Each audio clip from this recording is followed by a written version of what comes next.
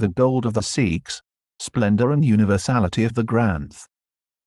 Translated from French.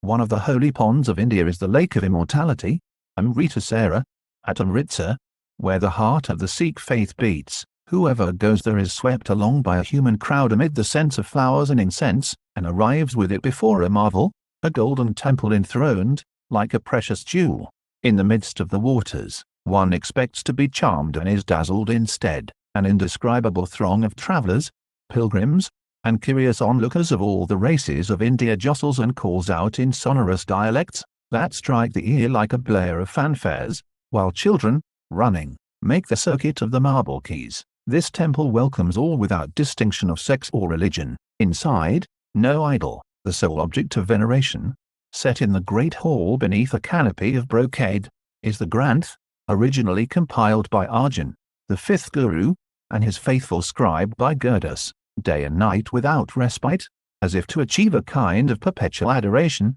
Granthi officiants sing, beneath these revered vaults, passages from the Holy Book, accompanying themselves on stringed instruments. Half a millennium of scattered poetry. The Sikhs designate their sacred book as the Adi Granth, the first book, or the Sri Guru Granth Sahib, the venerated master book, but more often still by the vague name of Granth, the book, just as Christians call theirs the Bible, the books. Now, the Granth is a work entirely unique compared to the canons of other religions, a fascinating poetic anthology containing not only the hymns and canticles of its gurus, but those of earlier mystics, such as Sheikh Fariduddin, known as Baba Farid, born around 1175, the gurus themselves having lived between 1469 and 1708. Here is half a millennium of scattered Indian poetry, whose uninterrupted recitation, Akhand Path, requires 2 days and 2 nights of Granthi relaying one another without rest. That is why, on his deathbed, the 10th and last Guru, Gobind Singh, rather than naming a successor, decreed that this collection would henceforth be the eternal director of souls. After my death, you must in all circumstances address yourselves to the Granth Sahib. It is he who shall be your Guru. Whatever you ask of him, he will show you.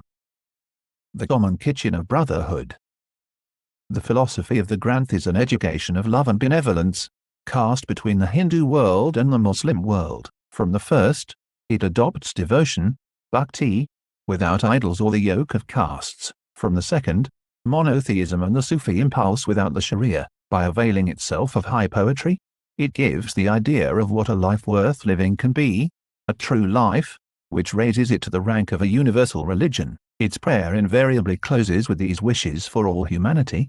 May thy will, O Lord, bring peace and happiness to each and to all, throughout the world. By Gurdas, already mentioned, explains, he the Sikh truly lives a life of sacrifice, the life of a slave of the Lord whom he loves. In his love, he forgets hunger and sleep. His hands are ceaselessly occupied in helping those in need, and in comforting those who are cast down. Magnanimous, tolerant, and serene, he lives to serve humanity. The Gurus preached an absolute equality, which finds its most concrete expression in the langar. This word designates the refectory adjoined to the temples and the communal meal served there, open to all. The langar, launched by the first Guru, Nanak, was particularly original and radical in India where, for centuries, there were, and still are, prohibitions concerning the persons with whom one eats. It is said that Emperor Akbar himself, the most tolerant of the Mughal sovereigns, submitted to this unconditional hospitality,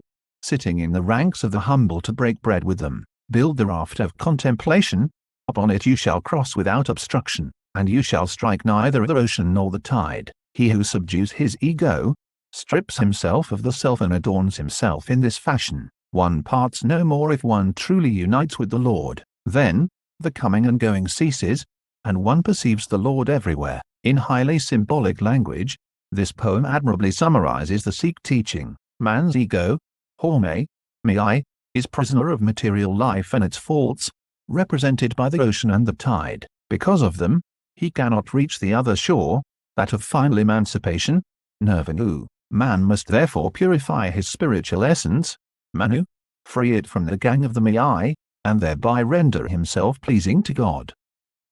Unearthly Jerusalem.